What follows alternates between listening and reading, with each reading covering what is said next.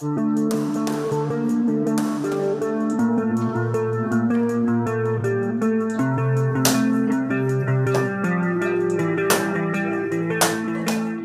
kekerasan berbasis gender terus meningkat di Indonesia. Para perempuan lantas mengantisipasinya dengan ramai-ramai mengikuti kelas seni bela diri yang tambah marak akhir-akhir ini. Namun apakah solusi ini efektif? Semakin banyak perempuan Indonesia mengambil tindakan sendiri untuk menjaga kesehatan mental dan fisik mereka dengan mengikuti kursus bela diri.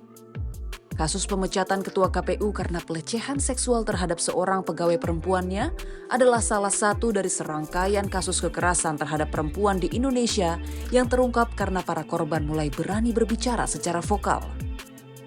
Rani Miranti, seorang guru di SD Islam Jakarta dan korban KDRT selama 11 tahun, mengambil langkah mengikuti kursus bela diri di Jakarta Timur. Sebagai orang tua tunggal dari 3 anak, Rani tekun berlatih selama 2 tahun terakhir. Kalau government protection itu kayaknya biasanya muncul justru setelah ada kasus ya. Jadi ketika kita nggak pernah tahu kapan bahaya itu akan datang. Dan saat itu datang, apakah ada orang lain yang akan bisa melindungi kita atau enggak. Nah, daripada mengandalkan orang lain, lebih baik kita punya kemampuan itu sendiri, at least basic untuk pertahanan diri sendiri. Komisi Nasional Anti Kekerasan Terhadap Perempuan atau Komnas Perempuan mencatat 289.111 kasus pada tahun lalu, turun sekitar 12% dari 339.782 kasus tahun 2022. Namun jumlah kasus sebenarnya diduga jauh lebih tinggi karena tidak adanya pelaporan. Andi Yentriani, Ketua Komisioner Komnas Perempuan mengatakan, kekerasan di ruang privat seperti percobaan pemerkosaan, perkosaan dalam pernikahan, aborsi paksa, dan insest sering terjadi. Mayoritas korban adalah pelajar berusia antara 18 dan 24 tahun, sedangkan mayoritas pelaku adalah mantan atau pasangan pria mereka saat ini. Kadang-kadang ada banyak korban yang begitu terkejutnya sehingga tidak bisa memiliki respon apapun pada apa yang terjadi pada dirinya. Dan ketika dia sadar itu bisa panjang sekali kemudian prosesnya. Masyarakat masih menganggap kekerasan seksual sebagai aib, sehingga banyak keluarga menangani kasus tersebut secara internal. Namun dengan semakin banyak korban yang berani berbicara, pemerintah kini menginvestigasi lebih lanjut dan mungkin merancang undang-undang baru untuk melindungi mereka. Kini banyak perempuan Indonesia yang beralih ke cara-cara alternatif untuk menjamin keselamatan mereka, termasuk kelas dan klub bela diri.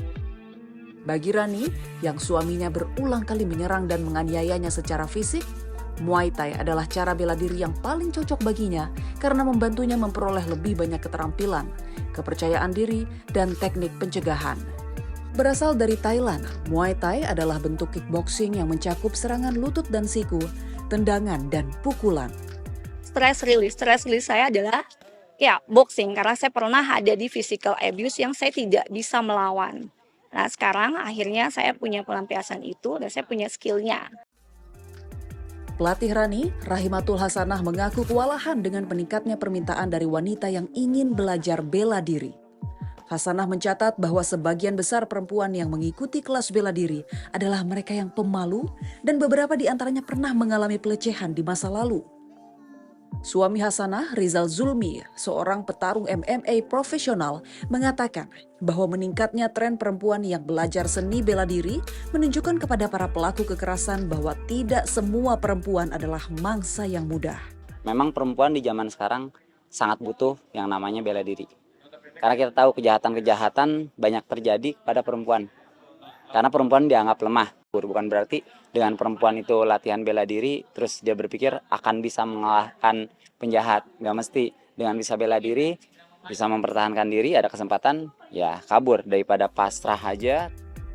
Peningkatan minat terhadap seni bela diri menunjukkan bahwa perempuan semakin berani mengambil tindakan untuk menjaga diri mereka sendiri.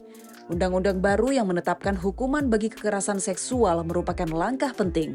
Namun tindakan pencegahan melalui pemberdayaan individu juga sangat diperlukan. Dengan kombinasi antara kebijakan pemerintah yang tegas dan inisiatif individu untuk belajar bela diri, ada harapan bahwa kekerasan berbasis gender di Indonesia dapat diminimalisasi di masa depan. Saya Rania, presenter Artificial Intelligence dari TV One.ai. Salam.